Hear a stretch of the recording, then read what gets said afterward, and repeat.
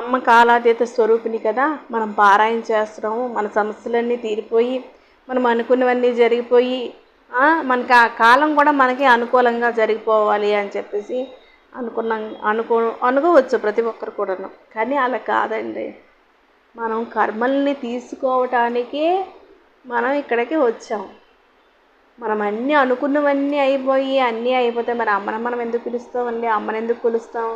అమ్మాని ఎందుకు అనుకుంటాము? మనకి సమస్యలు ఉంటేనే బంగారం అయినా కూడా కాల్చి తర్వాత ఇనుప సుత్తితో కొట్టిన తర్వాత కానీ అది రూపాంతరం చెందదు కదండి మంచి నగగా. అలాగే మనం కూడా రూపాంతరం చెందాలి, మళ్ళీ అమ్మని మనం చేరుకోవాలి అని అంటే ఈ సాంసారిక బాధలన్నీ పడుతూ మిగతా సమస్యలోని మనం చిక్కుకున్నా బయటికి మనం మునిగి తేలుతూ అమ్మని చేరుకోవడానికి మనం ప్రయత్నం చేయాలి. అంతేకాని అమ్మ పారాయణ చేస్తున్నాము, అమ్మ ఇంత గొప్పది కదా, మన సమస్యలన్నీ తీర్చేయాలి, మన బాధలన్నీ తీసేయాలి, తీర్చడానికే ఆమె ఉన్నది. కానీ మనం దానికి తగినటువంటి సాధన చేయాలి. మనం చేసే ఈ సమస్యలు తీరిపోవడానికి సాధన చేయడం కాదు, అమ్మని చేరుకోవడానికి సాధన చేయాలి.